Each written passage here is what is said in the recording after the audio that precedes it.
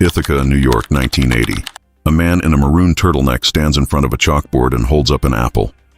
He is about to do something almost no one on television has ever attempted. He is going to take a piece of fruit and use it to break the human mind open. He is going to explain a dimension you cannot see, cannot touch, cannot point to, and cannot picture. And he is going to do it so well that 50 million people across 60 countries will sit forward in their chairs and feel the floor of reality tilt beneath them. His name is Carl Sagan. The episode is called The Edge of Forever, and what he is about to say will haunt physicists, theologians, and ordinary viewers for the rest of the 20th century and well into ours. You think you live in 3 dimensions: length, width, height. You can walk forward, you can walk sideways, you can climb a ladder. That is the world you were handed at birth, and you have never had reason to question it. Sagan, standing on that soundstage with a piece of fruit and a piece of chalk, is about to question it on your behalf. He is about to suggest that everything you call reality might be a shadow. Not a metaphor, a literal shadow. A flattened projection of something larger that you are not equipped to perceive. To understand what he was doing, you have to understand the trick he was borrowing. In 1884, a London schoolmaster named Edwin Abbott published a slim, strange little novella called Flatland. Sagan had read it as a boy in Brooklyn, in the same period when he was haunting the public library, asking for books about stars and being handed books about Hollywood by confused librarians. Abbott's book described a 2-dimensional world inhabited by squares and triangles and circles who lived on a flat plane, unable to conceive of up or down. When a 3-dimensional sphere passes through their world, they cannot see the sphere. They can only see the slice of it that intersects their plane. First a point, then a growing circle, then a shrinking circle, then a point, then nothing. The sphere has been there the entire time. The Flatlanders simply do not have the perceptual machinery to register it. Sagan, on Cosmos, took Abbott's parable and did something audacious with it. He did not just describe it. He inverted it. He turned the camera on you. He said, in effect, what if we are the Flatlanders? What if there is a 4th spatial dimension we cannot perceive? And what if higher dimensional objects are passing through our world all the time, and we are seeing only the slices? He picked up the apple. He held it above a flat tabletop, and he asked you to imagine that the tabletop was an entire universe, populated by beings who lived on its surface and had no concept of above or below. He pushed the apple slowly down through the table. From the Flatlanders' point of view, an oval appeared out of nowhere. It grew, it changed shape, it shrank, it vanished. To them, it would look like magic. To them, it would look like a miracle. To us, watching from above, it was just a piece of fruit moving through a plane. Then he asked the question that turned the apple into a hand grenade. What is happening? He asked. When a 4-dimensional object passes through our 3-dimensional world, we would see something appear out of nothing. We would see it change shape in ways our geometry cannot describe. We would see it vanish. We would call it a ghost. We would call it a miracle. We would call it impossible. And we would be wrong on every count, because the impossibility is not in the object. The impossibility is in us. Sagan did not invent this idea.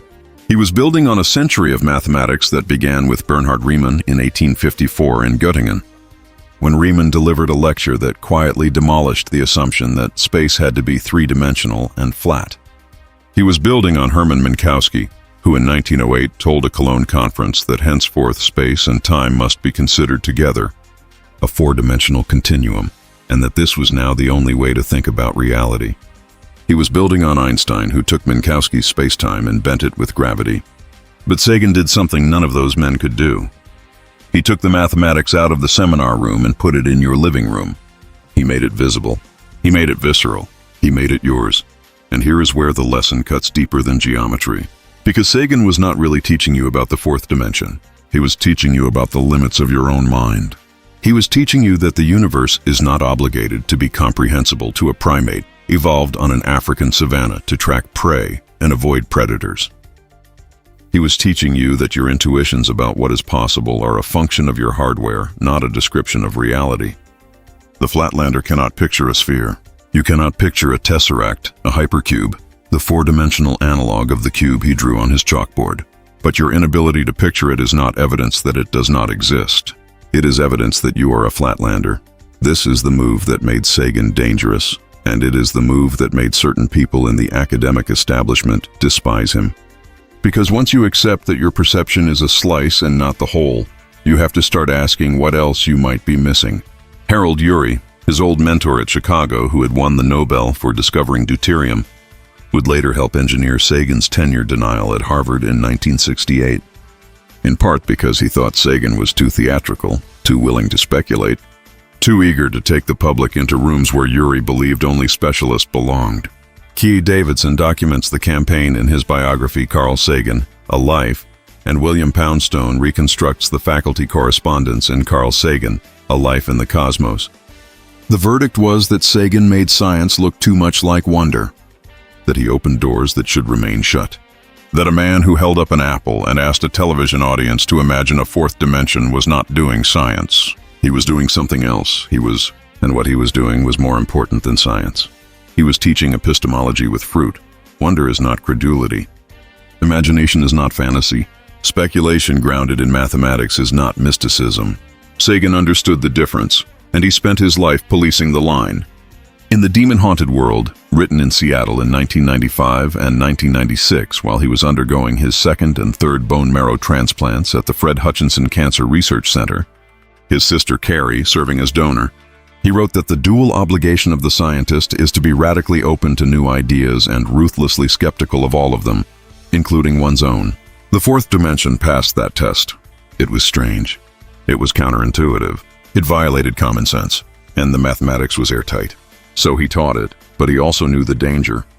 He knew that the moment you tell people the universe is stranger than they imagined, 1,000 charlatans will rush in to sell them crystals, pyramids, astral projection, ghosts, and contact with the dead. He knew that the same opening that lets in Riemann and Minkowski also lets in the man on late-night radio, claiming his aunt was abducted by interdimensional beings. The difference, Sagan insisted, was evidence. The difference was mathematics. The difference was the willingness to be wrong in public and revise. A fourth spatial dimension is a hypothesis that string theorists in 2026 are still investigating with detectors buried under Italian mountains and data from the Large Hadron Collider. A ghost is a hypothesis that has been failing every test for 2 centuries. Both are weird. Only one is science. You feel this collision every day now, whether you name it or not. You scroll past a video of a man claiming the Earth is flat, and 3 minutes later, a video of an astrophysicist explaining how the James Webb Space Telescope is detecting atmospheres on planets 400 light-years away. Your phone treats them identically. The algorithm does not distinguish between geometry and grift. Sagan saw this coming. He did not see TikTok specifically, but he saw the architecture of it. He wrote in the final chapters of The Demon-Haunted World that he feared an America in which the manufacturing industries had slipped away, in which information and entertainment had merged, in which the average person could no longer tell the difference between what was true and what felt true, and in which the candle of science was guttering in a darkness lit only by the flickering of screens. He was describing 2026 from a hospital bed in 1995, so when he held up the apple, he was not just doing a parlor trick about geometry. He was rehearsing the entire program. He was saying, look, here is something you cannot picture. Here is something that violates your intuition. Here is something that sounds, on its face, indistinguishable from magic. And yet here is why we believe it might be real. Here is the math. Here is the chain of reasoning. Here is the work. You can follow it. You do not have to take my word for it. You do not have to take anyone's word for it. That is the difference between science and every other tradition that has ever claimed to describe the universe. Science shows its work.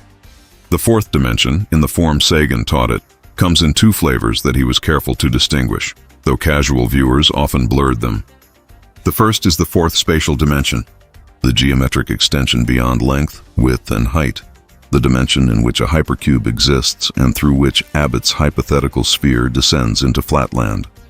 The second is time, treated as a fourth dimension in the Minkowski-Einstein sense, woven into the fabric of spacetime, bent by mass, dilated by velocity. Both are real in the mathematical sense. Both have predictive consequences. The geometric fourth dimension may or may not be physically realized in our universe.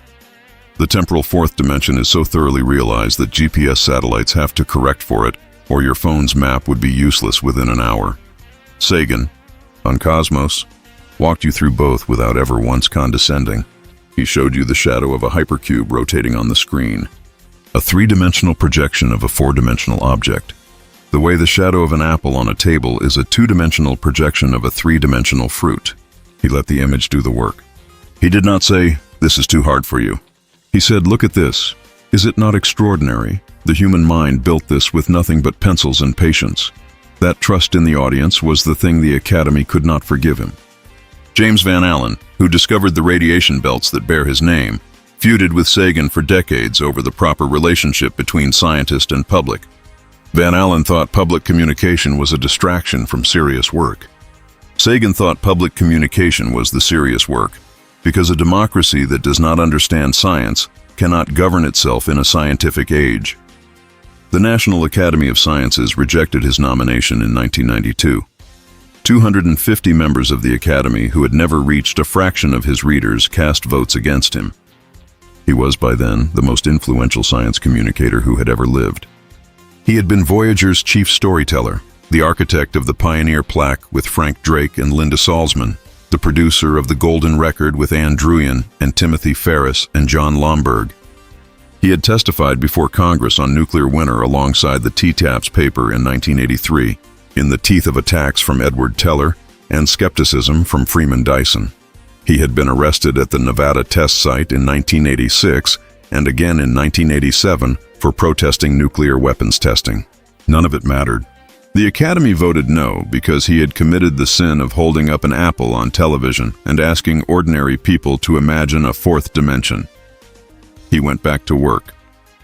In the years between Cosmos and his death, he kept returning to this idea that the universe is larger than your perception and that this should not frighten you but liberate you. In Pale Blue Dot, published in 1994, he wrote about the photograph that Voyager 1 had taken at his insistence on February 14, 1990, from 6 billion kilometers away.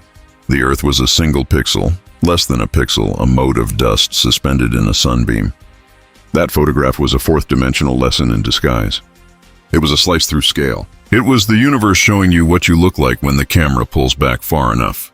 And the lesson was the same as the apple. Your sense of proportion is a function of your hardware. The universe is not obligated to make you feel important. But understanding this, really understanding it, does not diminish you. It places you. It tells you where you are. And only a creature that knows where it is can decide where it wants to go. You have spent your life inside a slice. The slice feels total because it is all you have ever known. Your body, your house, your city, your planet, your solar system, your galaxy, your local group of galaxies, your observable universe. Each is a slice of something larger, and at some level the slices stop being three-dimensional at all and become something your brain was never built to hold. Sagan did not promise you that you could hold it.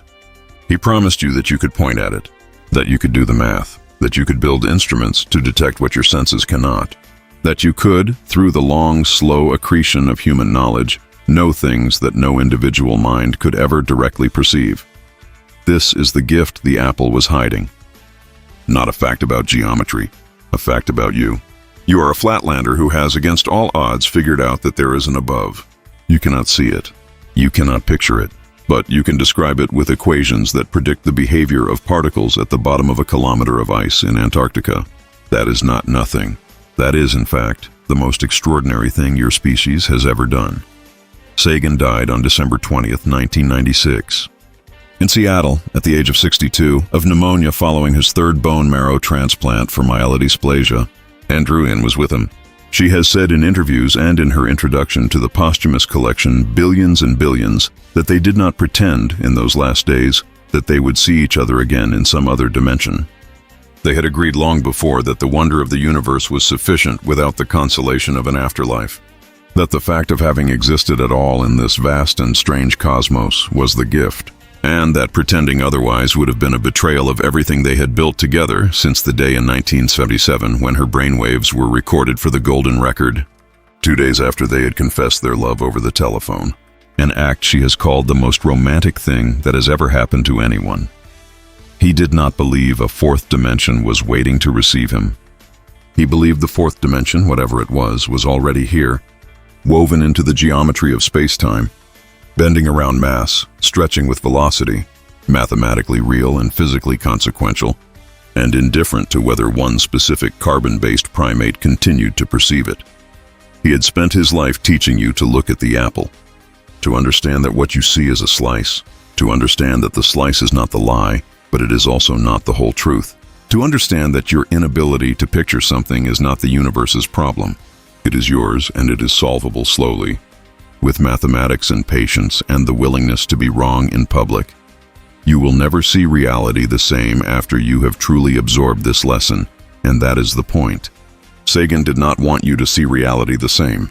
He wanted you to see it as it is, which is to say, as a shadow of something larger, a slice of something stranger, a single page of a book whose other pages exist whether or not you can turn them. The four-dimensional object passing through your three-dimensional life right now is time itself. You are watching it appear, change shape, and vanish. You call this living. He called it on a soundstage in Ithaca in 1980, with an apple in his hand and 50 million people leaning forward in their chairs. The most beautiful and the most humbling fact in the cosmos. He held up the apple. He pushed it through the plane. He asked you to imagine, and then he did the thing the Academy could never forgive. He trusted you to follow.